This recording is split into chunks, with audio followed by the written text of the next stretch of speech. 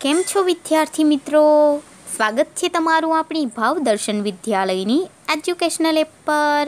તો બાળમિત્રો, આજે આપણે આ વિડીયોમાં ભણવાના છીએ ધોરણ 3 વિષય અંગ્રેજી, યુનિટ નંબર 7 છે વન એન્ડ મેની. તો બાળકો, આ વિડીયોમાં આપણે યુનિટ નંબર 7 વન એન્ડ મેનીનો ભાગ નંબર 1 ભણીશું અને હવે પછીના નેક્સ્ટ વિડીયોમાં ભાગ 2 ભણીશું. તો તમે ધ્યાન આપીને આ વિડીયો જોજો અને સમજજો. તો ચાલો આપણે આ યુનિટ ભણવાની શરૂઆત કરીએ. તો બાળકો, આપણે ભણવાના છીએ યુનિટ નંબર 7. હેડિંગ છે વન એન્ડ મેની. ONE એટલે એક, એન્ડ એટલે અને, MANY મેની એટલે ઘણા. તો one and many Gujarati meaning થશે એક અને ઘણા. તો અહીં થોડીક બુકમાં સમજૂતી આપી છે, તે આપણે સમજીએ. તો કોઈ વસ્તુ, પ્રાણી, પક્ષી કે માણસ એક હોય તે એક વચનમાં છે, તેથી તેની પહેલાં એ કે એન આર્ટિકલ મૂકવો જોઈએ. તો બાળકો, આપણે કોઈ પણ વસ્તુ હોય, પ્રાણી હોય, પક્ષી હોય, માણસ હોય, તે કેટલા હોય? એક જ. આપણને ખબર જ છે એક વચન એટલે એક. તો એક જ વસ્તુ હોય, એક જ પ્રાણી હોય, એક જ પક્ષી કે માણસ હોય, તો તેની આગળ એ અથવા તો એન આર્ટિકલ મૂકશું આપણે. એટલે કે એક વચનની સાથે એ અને એન આર્ટિકલ આવે. હવે એ આર્ટિકલ ક્યારે આવે આપણને ખબર જ છે, જ્યારે શબ્દનો પહેલો અક્ષર વ્યંજન હોય ત્યારે એ આર્ટિકલ આવે છે. અને AEIOU આ 5 સ્વરમાંથી કોઈ પણ એક સ્વર જો શબ્દની આગળ હોય, એટલે કે શબ્દની શરૂઆતમાં હોય, તો એન આર્ટિકલ આવે છે. આપણે શીખી જ ગયા છીએ. તો અહીં શું સમજાવવામાં આવ્યું છે? કોઈ પણ વસ્તુ, પ્રાણી, પક્ષી કે માણસ એક જ હોય તો એ અથવા એન આર્ટિકલ આવશે. હવે તે જ વસ્તુ, પ્રાણી, પક્ષી કે માણસ એક, વન નહીં પણ એક કરતાં વધારે, અનેક, મેની એટલે અનેક, ઘણા હોય તો તે બહુવચનમાં છે તેમ કહેવાય. હવે બહુવચન એટલે શું? 2 અથવા 2 કરતાં વધારે. એક વચન એટલે એક જ. તો કોઈ પણ વસ્તુ, પ્રાણી, પક્ષી કે માણસ એક નહીં પણ એક કરતાં વધારે, અનેક હોય તો તે બહુવચનમાં છે એમ કહેવાય. બહુવચન નામો પહેલાં એ કે એન કદી મૂકશો નહીં. તો બાળકો, આપણે શું શીખ્યા? બહુવચન હોય તો તેની આગળ એ કે એન આર્ટિકલ આવશે નહીં. દાખલા તરીકે એક પેન્સિલ છે તો આપણે લખશું અ પેન્સિલ. હવે એક એપલ છે. હવે એપલની આગળ કયો અક્ષર છે? એ છે. તો એ સ્વર છે ને, એટલે એન એપલ લખશું. તો અ પેન્સિલ, એન એપલ. પણ એક જ પેન્સિલ હોય તો અ પેન્સિલ આવશે. એક જ એપલ હોય તો એન એપલ આવશે. પણ એપલ્સ 2 હોય તો એની આગળ એન આર્ટિકલ આવે નહીં. અને 2 પેન્સિલ હોય તો પેન્સિલની આગળ પણ એ આર્ટિકલ આવશે નહીં. તો બાળકો, સમજ પડી ગઈ ને? હવે આગળ જોઈએ. અહીં આપણને સરસ મજાનું ચિત્ર આપ્યું છે. આપણે આ ચિત્રના આધારે સમજીએ. તો એસ છે. અહીં આપણને બોક્સમાં એસ આપ્યો છે. સૂચના વાંચીએ. મોટા ભાગના જાતિવાચક શબ્દોને બહુવચનમાં ફેરવવા માટે શબ્દને અંતે એસ મૂકવામાં આવે છે. તો બાળકો, અહીં આપણે આ યુનિટમાં એસ અને ES એટલે કે બહુવચન બનાવવા માટે એસનો ઉપયોગ ક્યારે થાય અને ESનો ઉપયોગ ક્યારે થાય તે શીખવાના છીએ. તો મોટાભાગના જાતિવાચક શબ્દોને બહુવચનમાં ફેરવવા માટે શબ્દને અંતે શું મૂકવામાં આવે છે? એસ મૂકવામાં આવે છે. હવે એસ ક્યારે મુકાય તે આપણે જોઈએ.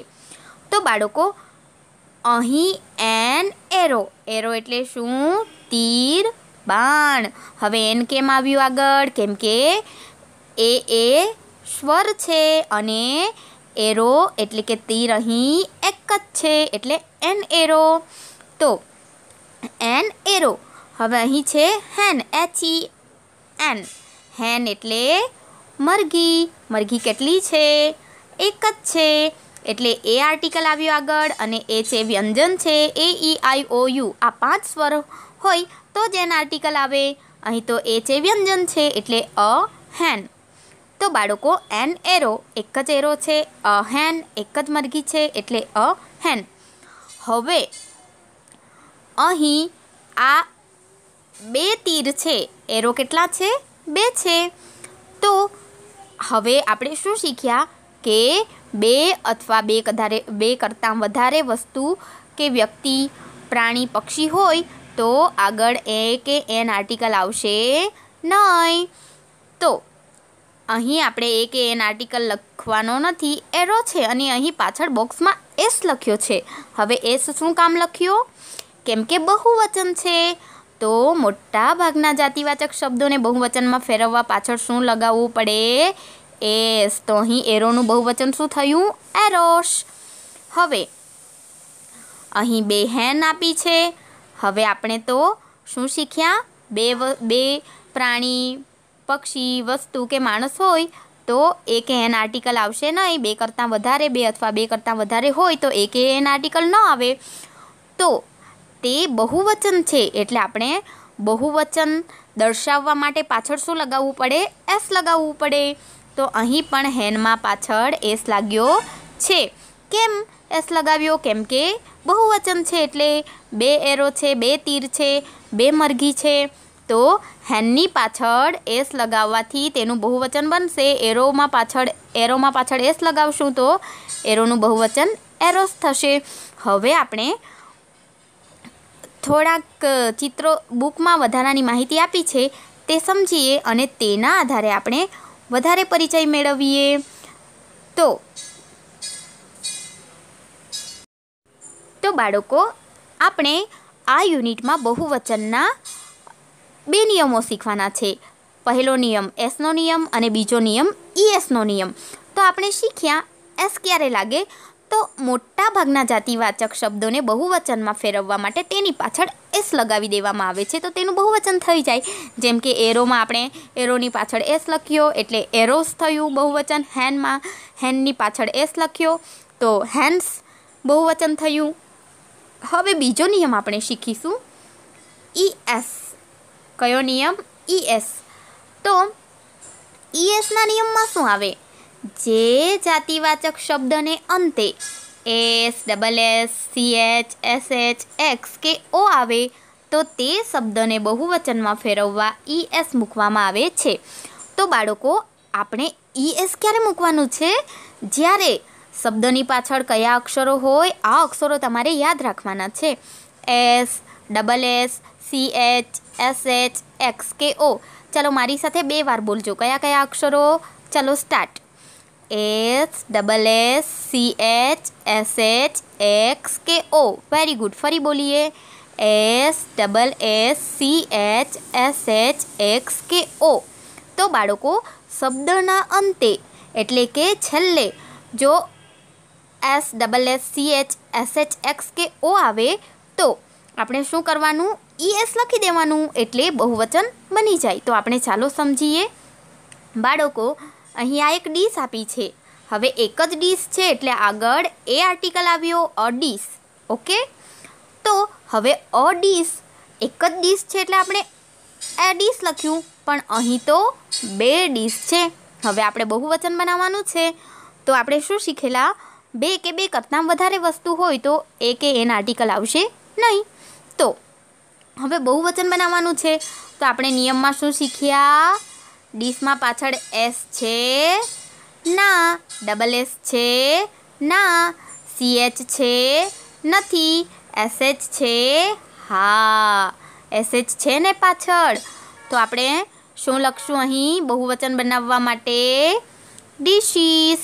ડીશમાં પાછળ આપણે ઈએસ અહીં લગાવ્યો જ છે તો ડીશનું બહુવચન થયું ડીશીસ. હવે અહીં એક કેરીનું ચિત્ર આપ્યું છે. અ મેંગો. એક જ કેરી છે એટલે એ આર્ટિકલ આવ્યો.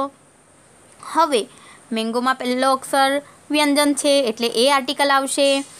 હવે એક જ મેંગો છે. હવે આપણે બહુવચન બનાવવાનું છે. અહીં 2 મેંગો છે તો મેંગોમાં આપણે છેલ્લા અક્ષર ચેક કરીએ. એસ છે ના, ડબલ એસ છે ના. CH છે? ના. SH છે? ના. X છે? ના. O છે? યસ, O છે. તો મેંગોમાં છેલ્લો અક્ષર O છે. તો કયો નિયમ લાગશે?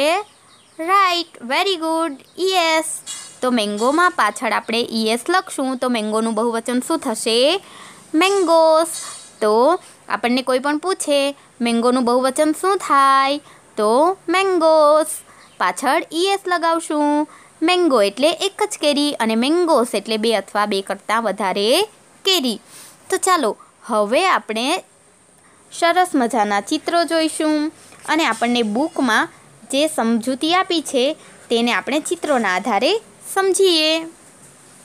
તો બાળકો, આપણી બુકમાં આપણને અહીં ONE એક વચન, મેની એટલે અનેક બહુવચન, આવી રીતે એક બાજુ એક વચન એટલે કે એક જ ચિત્ર આપ્યા છે અને બીજી બાજુ બહુવચન એટલે કે બે કરતાં વધારે ચિત્રો આપ્યા છે. તો બાળકો, આપણે એક વચનમાં જે ચિત્રો આપ્યા છે તેની સામે આપણને બહુવચનવાળા ચિત્રો આપ્યા છે. તો એક વચન અને બહુવચન સમજવાનું છે. તો આપણે એપલ છે તો એપલનું બહુવચન શું થશે? કાર છે તો કારનું બહુવચન શું થાય? કેવી રીતે એસનો નિયમ લાગશે કે ESનો નિયમ લાગશે તે સમજવાનું છે. તો બાળકો, અહીં આપણને ચિત્રમાં એક એપલ આપ્યું છે અને એપલની સ્પેલિંગ છે APPLE. તો એપલમાં પહેલો અક્ષર એ છે અને AS ફર છે માટે એન આર્ટિકલ આવશે અને એપલ એક જ છે એટલે એન આર્ટિકલ આવ્યો. હવે અહીં આપણને 5 એપલ આપ્યા છે તો 5 એપલ છે. તો એપલનું બહુવચન બનાવવાનું છે આપણે. તો જ્યારે બે અથવા બે કરતાં વધારે વ્યક્તિ, વસ્તુ હોય ત્યારે એક એન આર્ટિકલ આવે નહીં, પણ આપણે તેનું બહુવચન બનાવવું પડે. તો આપણે આગળ S અને ESના નિયમો શીખ્યા. તો ચાલો આપણે એપલમાં એસનો નિયમ લાગશે કે ESનો નિયમ તે જોઈએ. તો સૌપ્રથમ આપણે ચાલો ESનો નિયમ ચેક કરીએ. તો બાળકો, એપલનો છેલ્લો અક્ષર S છે? નથી. ડબલ S છે? નથી. SH છે? નથી. CH છે? નથી. X છે? નથી. O છે? O પણ નથી. તો બાળકો, અહીં ESનો નિયમ ન આવે. તો કયો નિયમ લાગશે? વેરી ગુડ, માત્ર S લગાવશું. તો એપલની પાછળ અહીં S લગાવ્યો જ છે તો એપલનું બહુવચન શું થશે? એપલ્સ. હવે આગળનું ચિત્ર જોઈએ. તો અહીં એક કાર આપી છે, એક જ કાર છે એટલે એ આર્ટિકલ અને સી એ વ્યંજન છે એટલે એ આર્ટિકલ. એક કાર, અકાર. હવે અહીં બે કાર આપી છે તો બહુવચન બનાવવાનું છે. કયો નિયમ લાગશે જોઈએ આપણે? તો કારમાં છેલ્લો અક્ષર જોઉં તમે, અહીં R છે તો આપણે ESનો નિયમ પહેલાં ચેક કરી લઈએ. S છે? ના. SH છે? ના. CH છે? ના. X છે? ના. O છે? ના. તો કયો નિયમ લાગશે? ESનો નિયમ ન લાગે. તો કયો નિયમ લાગશે? માત્ર S લગાવશું. તો કારની પાછળ S લગાવશું તો કારનું બહુવચન કાર્સ થશે. ત્યારબાદ અહીં આપણને એક ઘુવડ એટલે કે આઉલનું ચિત્ર આપ્યું છે. આઉલમાં પહેલો અક્ષર O છે એટલે એન આર્ટિકલ આવશે કેમ કે O એ સ્વર છે. હવે આપણે આઉલનું બહુવચન શું થશે તે જોઈએ. આઉલમાં છેલ્લો અક્ષર ચેક કરીએ. S છે? ના. SH છે? ના. CH છે? ના. X છે? ના. O છે? ના. તો કયો નિયમ લાગશે? ESનો નિયમ તો ન જ લાગે. તો નિયમ લાગશે Sનો. તો આઉલમાં આપણે શું લગાવશું? પાછળ S લગાવશું. તો આઉલનું બહુવચન શું થશે? આઉલ્સ. હવે આગળ જોઈએ. તો બાળકો, આપણને અહીં એક ઘડિયાળનું ચિત્ર આપ્યું છે. અ વોચ. આર્ટિકલ કેમ આવ્યો? કેમ કે અહીં W છે અને W વ્યંજન છે તો એ આર્ટિકલ આવશે. અ વોચ એટલે એક જ ઘડિયાળ. હવે અહીં 3 ઘડિયાળ છે, બહુવચન છે. તો આપણે નિયમ ચેક કરીએ. એસનો નિયમ લાગશે કે ESનો? તો વોચનું બહુવચન કેવી રીતે બનાવશું ચેક કરીએ. તો વોચમાં આપણે છેલ્લા અક્ષર ચેક કરીએ. છેલ્લો અક્ષર એસ છે? ના. એસએચ છે? ના. સીએચ છે? હા, સીએચ છે ને છેલ્લો અક્ષર. તો કયો નિયમ લાગશે? ઈએસનો. ગુડ. તો આપણે બહુવચન કઈ રીતે બનાવશું? પાછળ ઈએસ લગાવશું. તો વોચનું બહુવચન શું થશે? વોચીસ.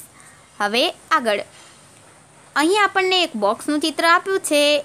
બોક્સમાં પહેલો અક્ષર બી છે એટલે એ આર્ટિકલ આવશે, કેમ કે બી એ વ્યંજન છે.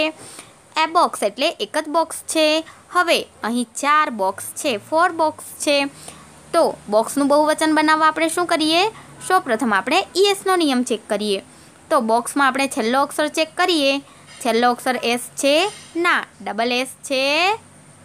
ના. એસએચ છે? ના. સીએચ છે? ના. ઓ છે? ના. એક્સ છે? હા, એક્સ છે. છેલ્લો અક્ષર એક્સ છે. તો કયો નિયમ લાગશે? ઈએસ. તો આપણે બોક્સમાં પાછળ ઈએસ લગાવશું. તો બોક્સનું બહુવચન શું થાય? બોક્સીસ. હવે આપણને ચિત્રમાં એક ગ્લાસ આપ્યો છે. જી વ્યંજન છે એટલે એ આર્ટિકલ આવશે. એ ગ્લાસ એટલે એક જ ગ્લાસ.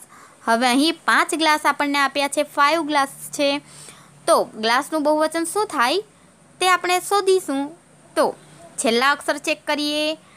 ઈએસનો નિયમ સૌપ્રથમ આપણે ચેક કરવા છેલ્લા અક્ષર ચેક કરીએ. તો ગ્લાસમાં છેલ્લો અક્ષર એસ છે? ના. Double S? હા, છેલ્લે ડબલ એસ છે. તો કયો નિયમ લાગશે? Very good, ES. તો અહીં ગ્લાસીસ થશે બહુવચન. હવે તો બાળકો, આશા રાખું છું તમને આ unit number 7 one and many, એક અને અનેક, એમાં આપણે જે એસ અને ઈએસના નિયમો શીખ્યા. એસ અને ઈએસનો ઉપયોગ ક્યારે થાય? શબ્દોને બહુવચન બનાવવા માટે. તો આશા રાખું છું તમને સમજ પડી ગઈ હશે. હવે તમે પ્રેક્ટિસ કરજો, મહાવરો કરજો.